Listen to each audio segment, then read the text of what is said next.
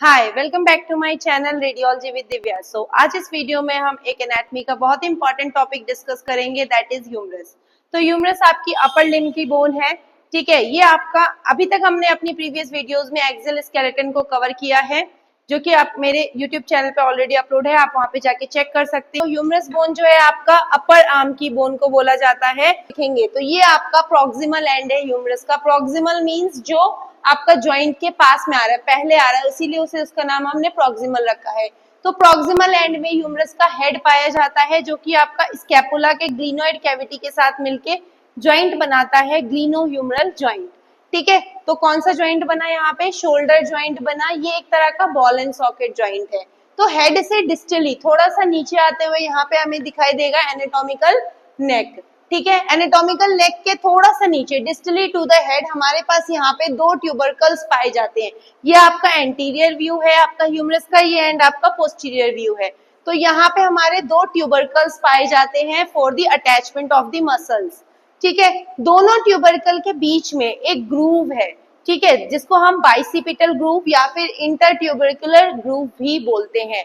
ये ग्रूव आपका bicipital muscle के टेंडन को अटैच करने के लिए यहाँ पे प्रोवाइडेड है, मतलब यहाँ पे प्रेजेंट है। ठीक है, अगर मैं इसके शाफ्ट की बात करूँ तो शाफ्ट ऊपर से सिलेंड्रिकल है एंड जैसे जैसे ये नीचे आ रहा है ये प्रिज्मेटिक शेप का होता जा रहा है। एंड यहाँ पे एक ट्यूबरोसिटी मतलब एक उभराव पाया जा रहा है, जिसे हम डेल्टॉइड ट्यूबरोसिटी बोलते हैं।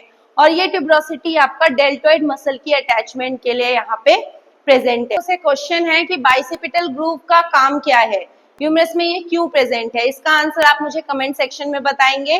तो हम चलते हैं डिस्टल एंड पे। तो डिस्टल एंड पे, डिस्टल एंड मतलब ये वाला जो रीजन है ह्यूमरस का, इसको बोला गया है डिस्टल एंड। तो डिस्टल एंड में यहाँ पे हमारे पास तीन फोसा पाए जाते हैं। First one is olecranon fossa, second one is coronoid fossa and third one is radial fossa. जो ओलिक्रिनॉन फोसा है आपका पोस्टीरियर रीजन में पाया जाता है, और ये यहाँ का जो ओलिक्रिनॉन प्रोसेस है अल्ना का, वो आके एक्यूमुलेट होता है जब आप अपने एल्बो का एक्सटेंशन मूवमेंट करते हैं तब। ये जो आप फील कर पा रहे हैं ये आपका ओलिक्रिनॉन प्रोसेस है अल्ना का, जो कि आपका जब एक्सटेंशन करेंगे तो हमारा किस में आके रहेगा? ओलिक्रिनॉन फोसा में आके एक्यूमुलेट होगा। नेक्स्ट अगर मैं बात करूं कोरेनोइड फोसा, तो कोरेनोइड फोसा आपका एंटीरियर रीजन में पाया जाता है।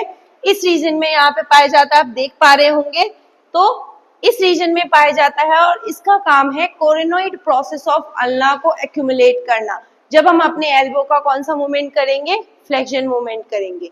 ठीक है, सेम यहाँ पे उसके लेटरल साइड में, लाइक एंटीरियर में ही लेटरली रेडियस की साइड में हमारे पास यहाँ पे रेडियल फोसा पाया जाता है, जिसमें रेडियस का हेड आके एक्यूमुलेट होता है during extreme flexion of the elbow.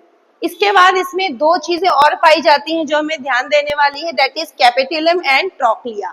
जो कैपिटुलम है वो रेडियस के हेड के साथ जुड़ता है एंड ट्रोक्लिया आपका ट्रोक्लियर नोच ऑफ अल्ना के साथ जुड़ता है, और ये एक ज्वाइंट बनाते हैं, दैट इज आपका एल्बो ज्वाइंट।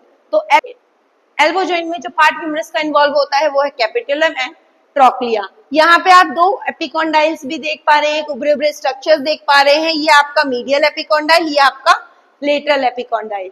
तो लेटरल एपिकॉन्डाइल क्यों बोला गया है? क्योंकि वो मिड लाइन से दूर है। एंड मीडियल क्यों बोला गया है? क्योंकि ये मिड लाइन से पास में है। तो ऐसे ही और वीडियोस के लिए मेरे साथ बने रहे। Thank you. Don't forget to like, share, subscribe.